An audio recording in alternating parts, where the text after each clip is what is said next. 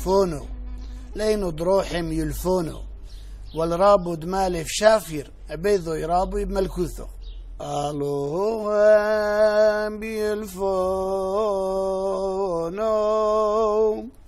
لين دروحم يلفونو والرابو دمالي في شافير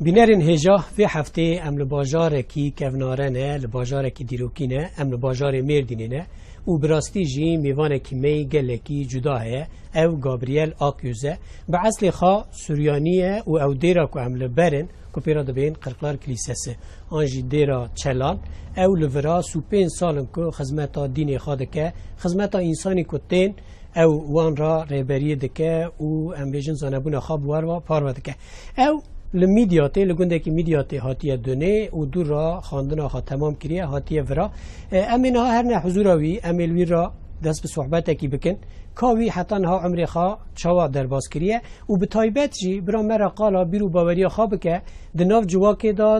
دنیای ام بیژن سوریانی کینه چنه دیروکا وان چیه ای مرا قالا خواه بکه ام جی جوی گلکی آگاهین بالکش بگرن ورن ام به هفته را گابریل آکیوز ناس بکن کرم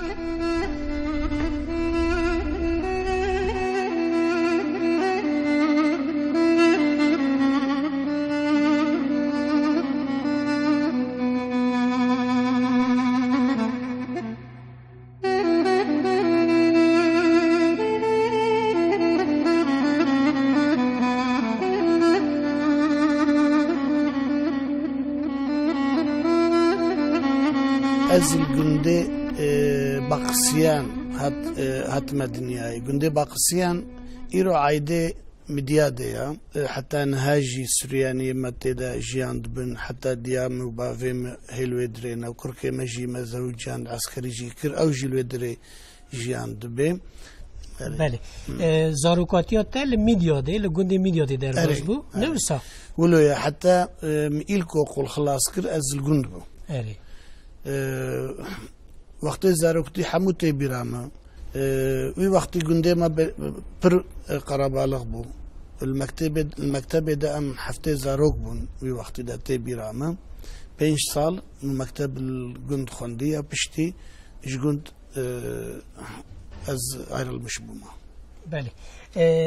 نها خانمات شمونی آکیوز اوجیل کلکاته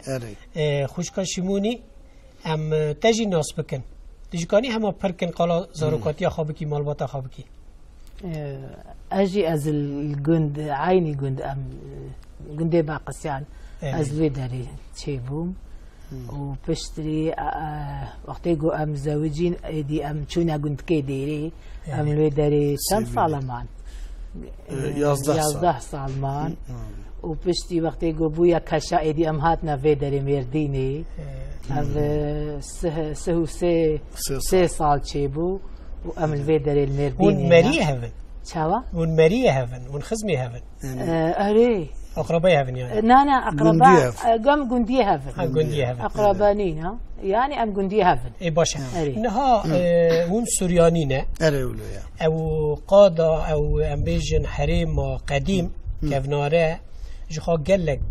زمان و چاند ناف خدا دحوینه جوان یک سوریانی نه بله ام دغازن سوریانی سرکینه دیروکا وان چیه چاندا وان چیه هنرا وان چیه زمان وان چیه ام جتا گفتاری بکن آگاهیان بستینن سریانی تاریخی وان گله کفنا دچه 5000 سال لوی جهما جهب ان بجنه بزمان سرياني بث نهرين بعربي بين النهرين يعني نقبة النهر دجلة وفرات وقت روما امبراطور حتى يونان هاتنا فيجي حكم الفيجي كرنا في دقيش كرنا ميزوبوطاميا خبرك يونانية وكتا زمانية تركيجي حتى نهاجي هالو ام استعمال دكن اف ديرو كما هي سريانية وكا مقود 5000 سالة اف 5000 سال ام سرياني ام وي دشق ام دكن بري ميلادي بشتي ميلادي بري ميلادي 3000 سال وبشتي ميلادي يجي 1000 سال اف 5000 سال بري ميلادي خلقي سرياني شكلك بون وبشتي ميلادي شكلك شيبونا مثلا بري ميلادي جو ام بيجن هر 1000 سال نافكي دقيش دبون قالك دولتنا تشكرن امبراطورلuk تشكرن واعتقادي وانجي عاب الصنم بو طافكرا استيركرا وهيفرا عبادت كرن بارز دكن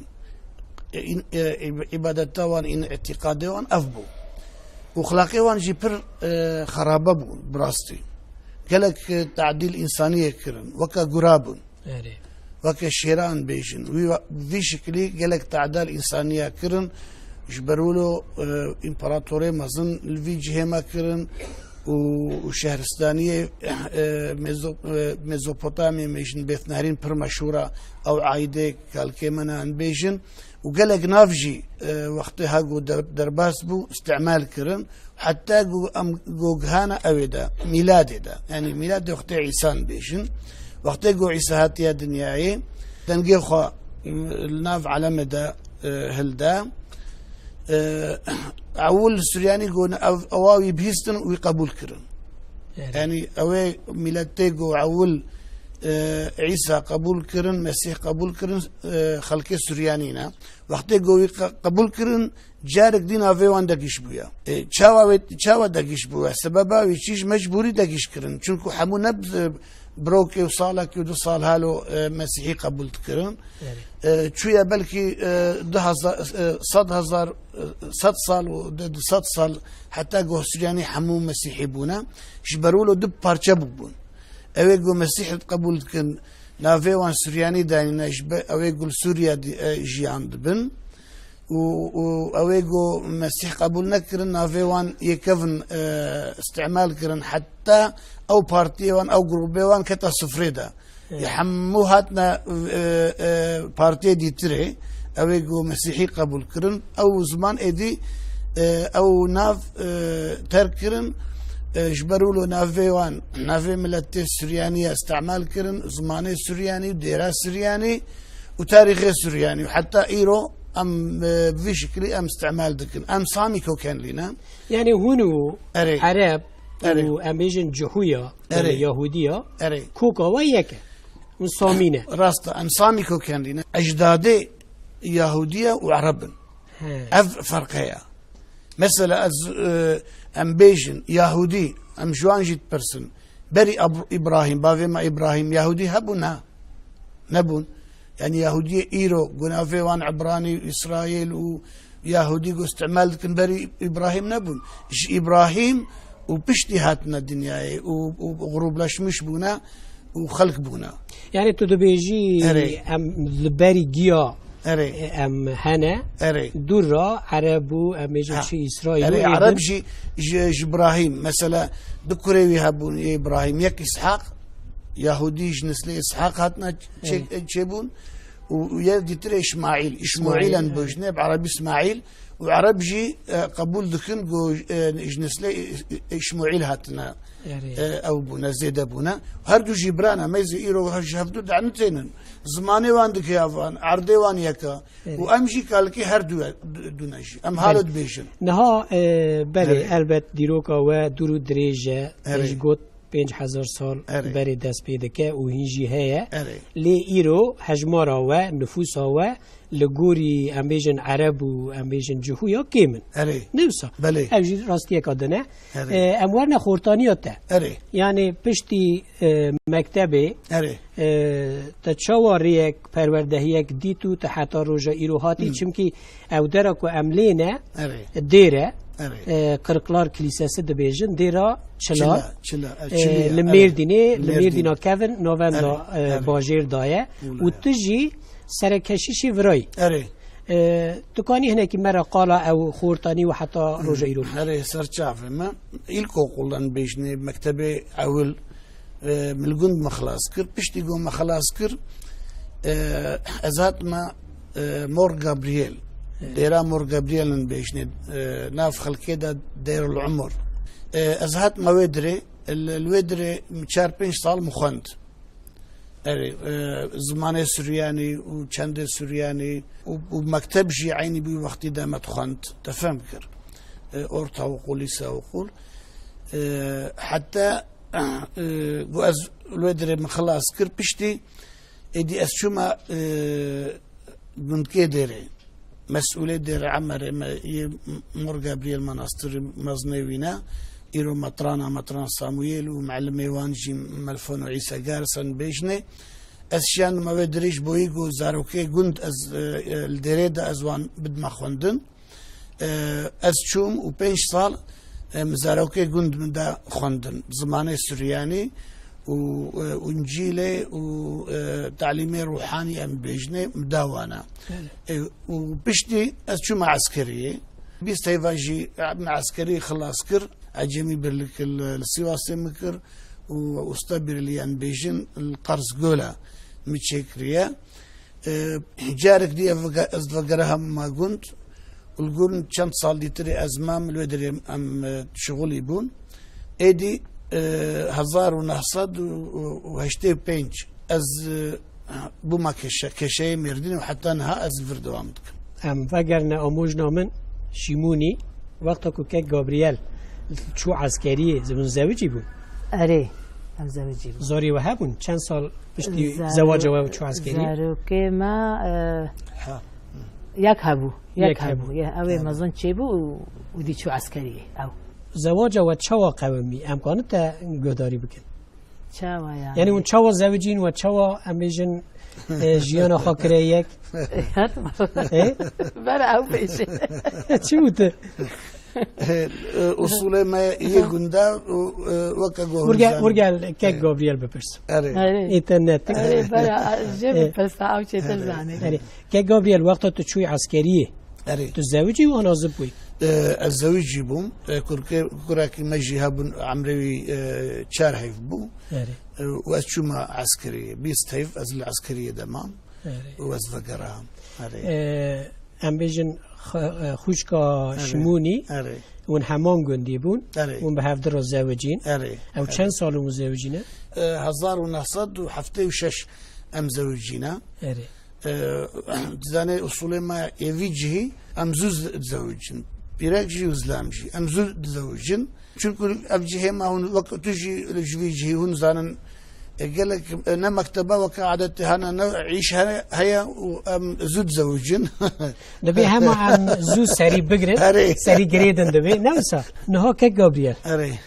مردين باجاركي كوزموبوليتا يعني اللي في باجاري گلک بیرو باوری چاند زمان هم بیجن دناب هفدا دجین و حرمت هفدا را نشان دادن و او جی زنگینی کا دولمندی کا وی باجاری وی حرمیه تو وی چاوا دبینی گرینگی ها وی بوناکه گابریال چیه و پشتی وی جی ادغازم تو وی مرا و بیجی او بیرو باوری و هر زمان و نتوی که ناب هفدا دجین لگورتا بری و نها د ناوان دا فرق چی بویا آنها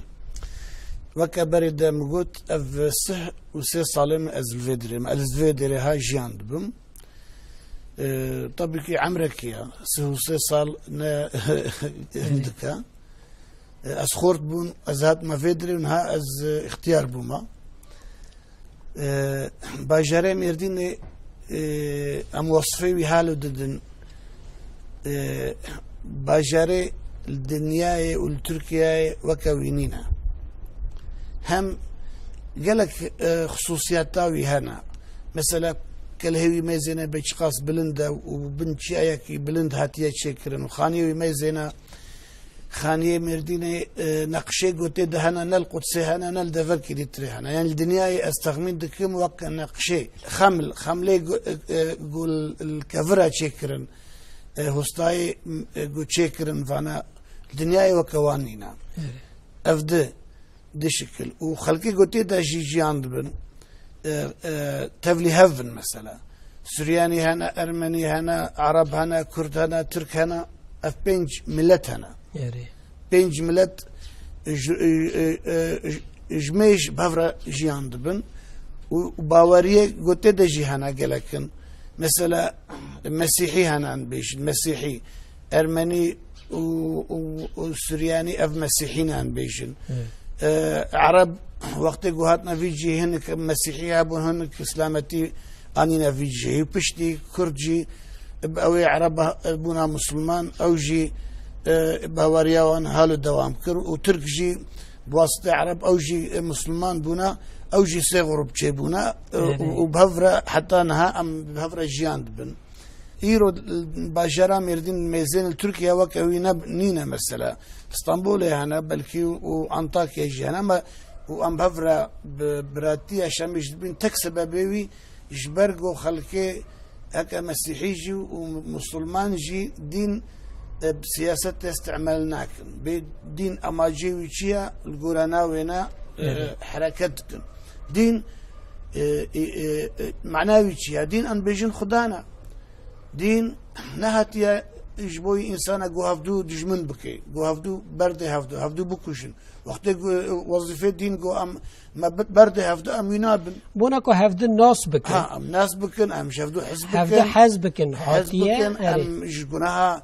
دور ببن ام بكهنا خد تعالى ودائما ام بيربن دين معناوي اوا معناوي محبتنا خدانا تنجيه شخو تاجي عمري خاد في رياضه تا ام بيجي خرج کریه تو چند زمان زانی که گابریل؟ براستی از نها 5 زمان از دشتغلم و تخيلم ودنفيسم 5 زمان ما يسريانية از ودنفيسم قنج مثلا برتوكي مهنة تيدا وعربي جي ازانم هم كتاباوي هم اشتغالياوي افددو وتركيجي هالو وكرمانجي جي هالو هم دشتغلن وانجليزي بشكل يزانم وعثمانلي جي ازانم ازبخينم وحرفي سرياني بزماني كردي جي تخينم بزماني عربي جي تخينم تركيجي بله يعني بمجرى بري ويفا غريداي مفابرسي ما قلت يا ميردين هم بيجن جلك بيرو باوريا يعني اولا دينا هم بيجن چاندا کلتر دبیجن دناو هفته ده حوینه وقتا انسانک چاوی خوا لوی حریمی لوی وی باجاری وده که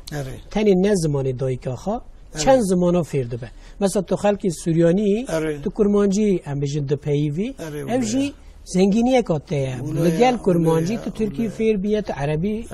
فیر بیه و تو انگلیزی جی زیده کریه خوشکا شیمونی تو چند زمانا زانی؟ اجی 4 زمان تو بخواهی چویه مکتبی؟ آره از چو حتی چند تا خواندیه؟ حتی 5 ایلکو قولو هکی او 4 زمان یعنی تو نو محلی دا به جیران خارج تعلمی آره ولو الجند ام عالمين تركي ام المكتبه ام عالمين عربي از ودري عالمين مرديني كرمانجي از الجند سرياني وعربي وتركي بله هکی او كابنا شوبيا او جلنگا نهاجي دوام دكه مثلا زاري وجي تاني 1-2 زمانه زانن آن 4-5 زمانه تعلمن تعلمن هذا كنا مكتبه انجليزي جي تعلمن وتركي او كرمانجي وسرياني اف تعلمن اري اشتاوجي دوله منديه كما في باجاريه وقتا دناف هفدا و به چاندا هف ملت مزن دبه حرمتی جی هفدران نشان داده بوناوی آشتی چه دبه شرط چه نابه اوجی تشتگی گله که مزن چیه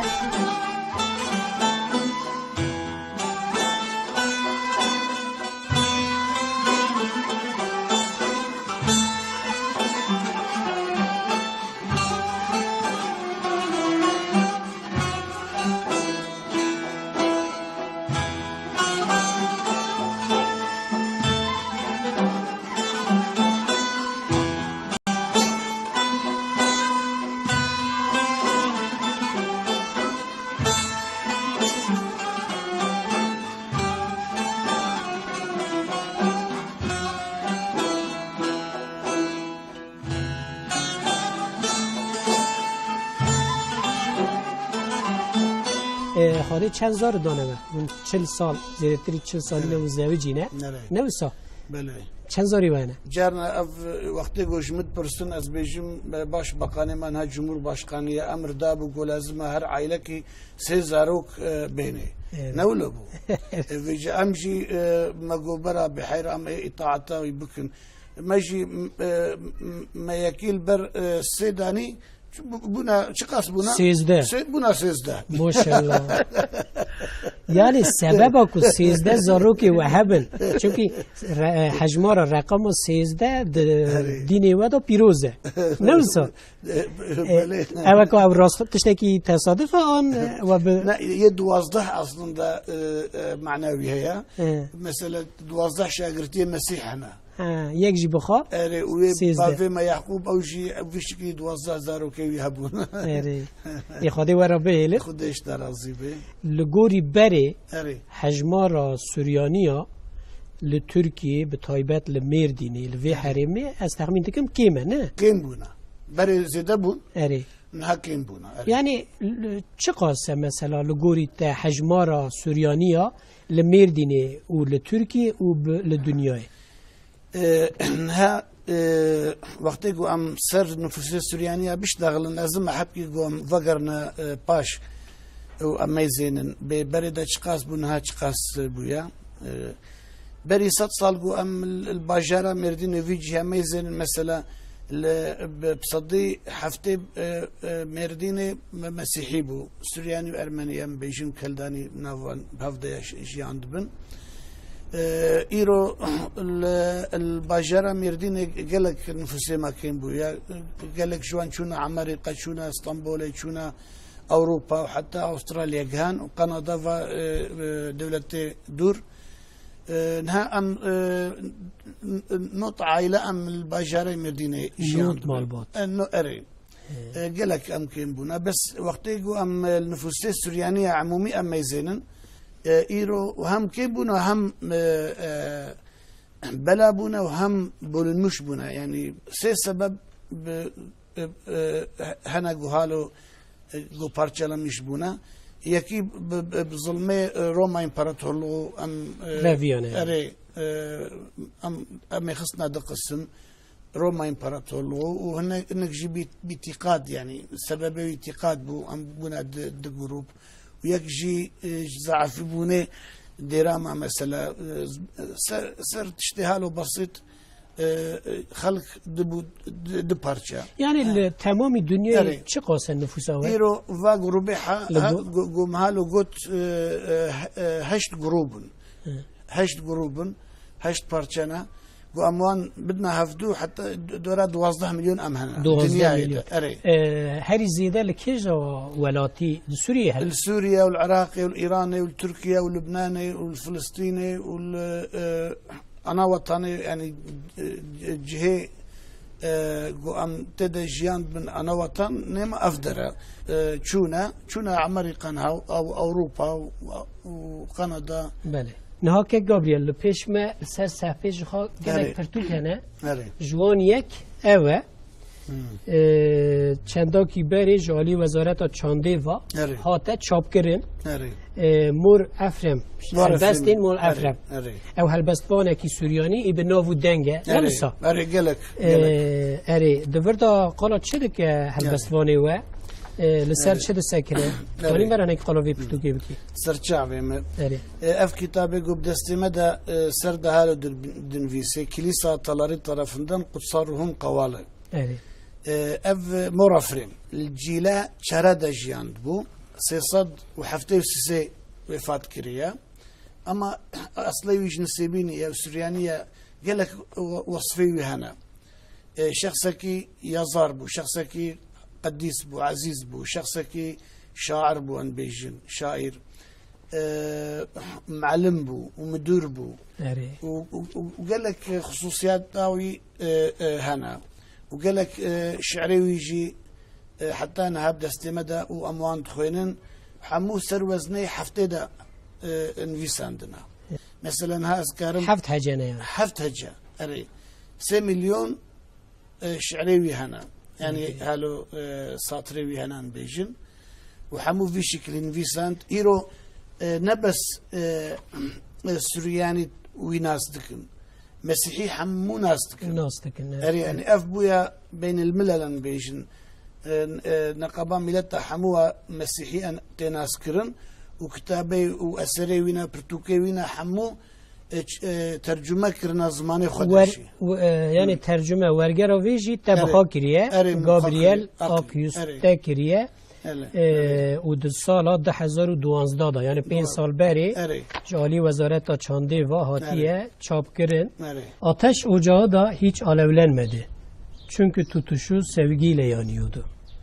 O mikrobu da ayırmadı. Çünkü onun ateşi rahmet esiyordu. En sonunda o kurt kendini ayırdı ve bozgunluğa doğru gitti. Yani bir şekli qalatıştı, hoş piroz ve ruhani dike ne bilsa. Bale ولو. Yani Xadir Rahman Xalli bike berhemeke geleki heja hamu insaniyeti ra muruvati ra berdaya. Edgazım em jdengi te bi zamanê we tmera çend beyti anjî malikê mor efrîn bixwînî dibe. Serçavê. Kerem xwe. Ev beytê ku ez bixwînim بهشت مقام أذكرم ويبيجم يعني أب أزدلكا ويجي هالو هنا وسربس مقام ويجي هنا أريد بيجي سرع الميد بيجي بآلوه هب يلفونو لينو دروحم يلفونو والرابو دمالي في شافير عبيضو يرابو يبملكوثو بمقام تكوني بخوني أرين إن هذا ترجمة ويجي بكم مش ديز أزب مقام كرم أري دبي ياخذ أنا علم بدا إنساني جوج علم حسدكي وإنساني جو علم جي دي خواندن أو إنسان جهكي مظن بدي الجمخة يعني ويقاسي قيمة الدا علم خواندني أري قالوا بالفونو لين دروحي يلفونو والرابط مالف شافير بيضو يرابو بملكوثو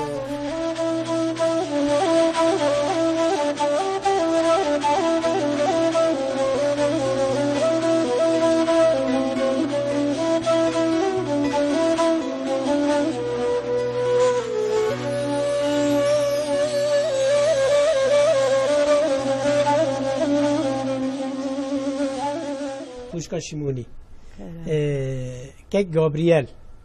Zelamet hevjinet meret insaneki çavay. İnsaneki başa kanca. Eçe ne yapıyor az vasfayı bir mağamlin ama. Yani gayni kanjiyawi kek Gabriel. Yani her tuşteki wi bi qabulatı tu yani her xusateki wi her ahlakeki wi tli hazdeki te acibini. Kanca Qad tuşteki wi neçetine. Na galki başa. Mesela zelam he mesela her şive naxwe. و جن پی نقایلن دبی که وا نه او دخوی تش نبی مثلا جانو زود قعره به هیرست به ام او دکن اداره دکن یعنی کس نینه جار نگو نقحری یعنی او همه کس جار نتقحرن بس ام او تشنا يعني تبلي ممنوني اي تشتي ما اظن ام تشيناكن يعني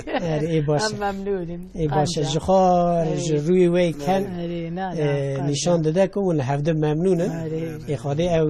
به هفرابونا و دایم بکه خودش ترازی به نها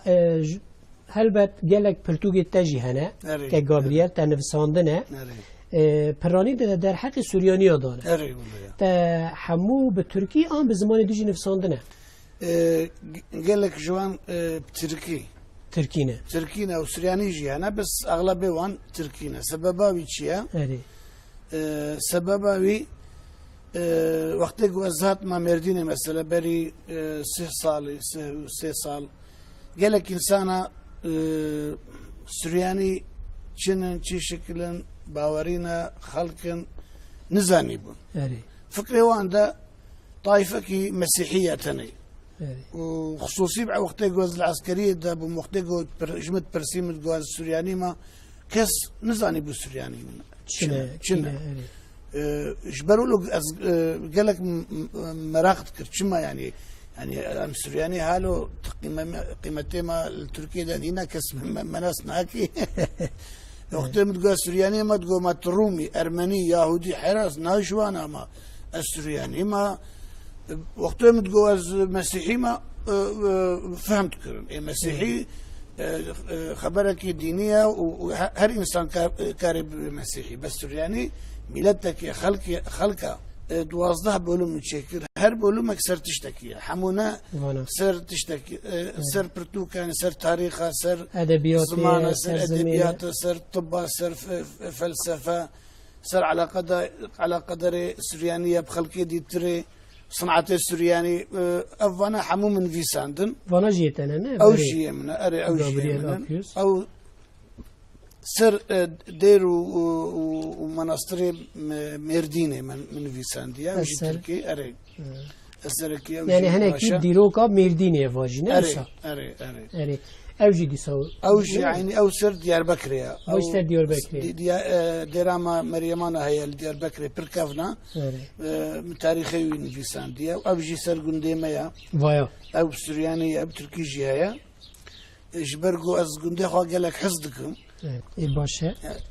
ای باشه گلک او خدمتك باشه بوناکو ام بیشن ملت تا بیرو باوریات تا اولا تا ور ناس کرن تا گلک بر همجی نویساندنه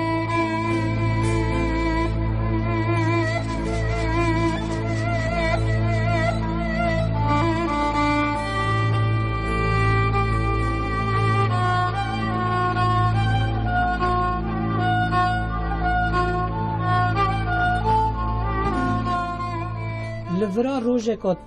به چه آوایی در باز دبی یعنی تو صبح را دبی حتی نیکوت راکتیه کاری تا چیه تو چه دکی خدمت تا چیه تزانی وظیفه ما ام بیشن روحانیه انسانی گو کشب بی سربست مثل جیر یاساق الدرامده یعنی چینا بگو هر تجارت بکی ناف خلقی دارونه و رابه و بيع وبازار بكي او بكي يساقف دكان افكي يساق لازم روحاني معنوي شيء على قدر دائما بعمليه روحانيه جماعتي ده هري شنكو وظيفه ما اوا ام روحانينا ام في الدنيا تشتك منينا ام على قدر دنيا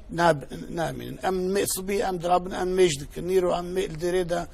صبي ساعتك ان مجدك الدري ونيرو يجي 20 دقيقة وإيفار يجي نيف ساعات أف مجبورية أم نمجدك رجال أحد يجي بالكي 6 ساعات أم آيني دكن ونمجدك ووقت دي تريجي مهفاني قلت لنا ديري أم بورا على قدر بن أم بورا تشتغلن أم وان تقرينن ووقت جو عن زفالا جدبم از التاريخ السوريانية تاريخ السوريانية وكا بحركي كيفامت دائما جو از بخين واراشتر ما بكم وبنفيسم حتى نهام الدورة سح برتوك من فيساند نهام من شاوريكر وهم بنفيساند دنوفا صلادا يعني تشل دروا يولد تبع تشل نوف ولد تبع ها انسانی که هاتن تشتی انترسان و به هفدر جیان قد چی بون هر رو یعنی انها مثلا بزستانی دادن گلک مفانی مناین وقتی بهار بی وقتی هاوین بی وقتی صون بهار بی گلک انساناتین بهزاراتین و دائما امواند گرینن و سوالات پرسن ان جوابی وانددن اما سؤال انترسان وقت قلت جارنتين مثلا بيجن بيشمات مسلمان بويا مسيحي بويا از بيجن ما يزين برايم اف سؤالي هاون كارج ما ببرسن ام افضل 1000 سال ام مسيحينا فراني فيد برسن جارنا حالتين يعني جخا يعني هر اول لسرندیه چیه آشتیه آوابویه جخوا خواده وی امر دکه که جا دینا باوریا بوه برا ببر نوسا و ناو جیوسانه یعنی مثلا ناو تا گابریله گابریل ده مسلمانتی دا اسلامیتی دا جبرائیله راسته يعني جابرييل جبرائيل جبرائيل بعربية ما يزي جابرييل خبرك السريانية نافي ملياكت جابرييل بيشني نافي ملياكت ايش سريانية حيرة ام قال لك قوة لنا مليكات مرنا ميخائيل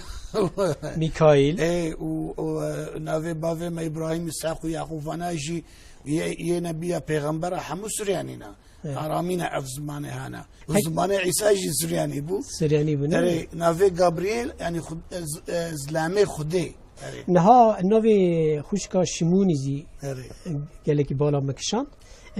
معنا شمونی چیه خوشکا من تنزانی از جواب يكرم وقت الجواب ده أري مزا كجابرييل باري ترادي كيا نو بيبي أو بس بده شموني aslında زمانك عبراني بو يعني عبراني استعمال تكرن بري ميلادي بصد و65 سال ملك أنطياخوس بيجني ملك بير ظالم بو يوناني بو حكم تكرفيجي هي وحكم الدولة إسرائيل كربوزات خلق إسرائيل وقال لك تعدال وانكرن قول لازم أقول هنديني خو ترك بكن قول حكي ديني خو ترك نكي أزوي بكشو حكي قول إطاعت كر حكي إطاعت نكر بازدان جباجر چونا چيايا وهنك جيجو أم نبازدن وأم فايا الفدرين وأم إنكار ناكن بيرك هبونا فيوي شموني وحفت كريوي هبون معلم ميوانجي خصوصي جوارا قرتبو ديانة يهودية يعني شريعتها وتوراة وان علمانت إنساني برقنج من زاروكي برقنج محمو بريا خدان بون رابون دعوا الوان كرم إمكانينا أم دين إخوة إنكار بكن اعتقاد إخوة إنكار بكن ومازن أزوا بكوش نقول سربست تشبكي سربستي رابوان قرتن عول قلتنا معلمي وانا في إلي عذر بو قلت ديني خوا إنكار بك قلت حشا يمقو أزن ديني خوا اعتقادي خوا إنكار بكم وورنكي بيس بمجفوي فازارويها عمري مش معايا سربست ما بكوشن شكوشتن بدا چه هيا رابو كشتن وحف زاروك جي هر زاروك بعذابك كشتن الداري شعبي ديوان هشت كشتن ششوان كشتن هركي بعذابك بشكلك واعتقاده خو انكار نكرن يا بشوك ما يا جو بيجي افكر كي تاني مايا بيجي برا انكار بكي جو برا مساعده بكن از بيجمي شو جامينا جو يا لاوي هكا اعتقاده خو إنكار كر از شيري خوال تحللناكم ادي اوجي كشتن تالي دا ديوان جي كشتن شموني جي كشتن بيرك مقدسا بيجن ام قبول كن عداوي تشيدكن هرصال برتوكا جي سردا من فيسانديا چونكو ديراما يمردين جايا نافي مورت شموني كنيسة يعني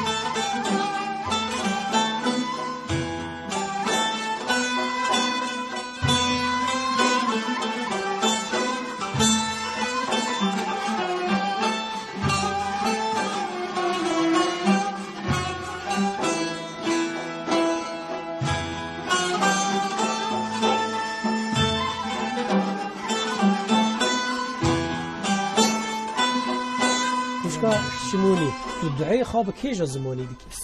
سرياني اتكاري مسامر الدعاء كي بكي ياكو هر روش تدكي هر رجاء منيا بن بشمايو بن بشمايو نفقداش موختي في مالكوسوخ نهوي صبيونو خي كانت بشمايو اوف بارعو هبلن لحمو سمخونان يومونو وجبقلان حوبن وحطو هاي ناي كانوا دوف حنان جباقا حايوبان لو تعالى نسيونو إلو فاصولا من بيشو ميطول ديلو خي مالكوثو حايلو تجبحتو العولم علمين آمين آمين طويدا ونجي دبين آمين نه آري دفردا تشد بيجي مثلا كاني ترجمة بيجي بكي أنش تبكي كي أنشك هاي أوج متشي ترزاني أن بيجن يا بافي ما يعزمان بافي ما يعزمان يحموها برا نافيتا مقدس بي وأمريتا بيشاو العظمان هي برا السر عرديشي أمريتا بي دوام مكان و بأم بيجن بيا خداني ما هرو ناني خب ناني روجيا روج بدما يعني ام قالك شيء ناخوازن هرو جو ام برچينا بن جخوا که گابریل هر دین هر اول هر باوری جخواده تی نوسا اوجی قنجی باشی رندی دفرمینه یعنی دبین چیه بکن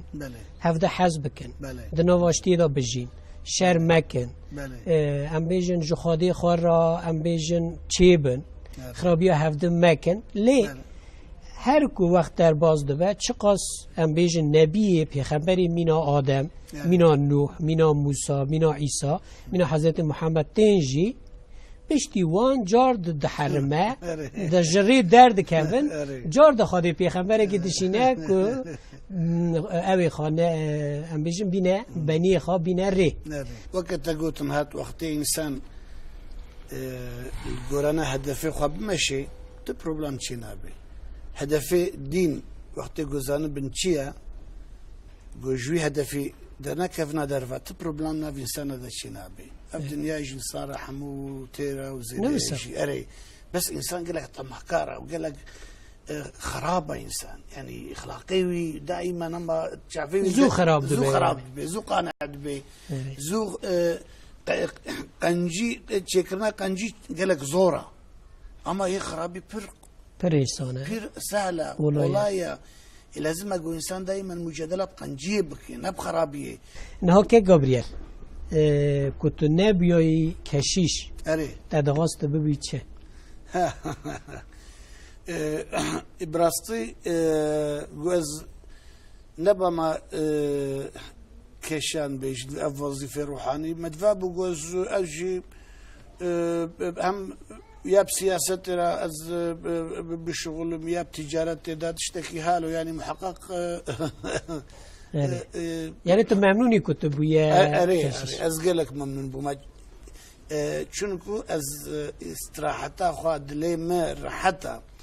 وظيفها وقتيجو از جي وكا يادي تري يعني شتيجو از بيجيم جواز نكم تفهم كر وقتيجو اعتقادا خوا باوريا خوا خرابي استعمال نكم قالك راحتا شنكو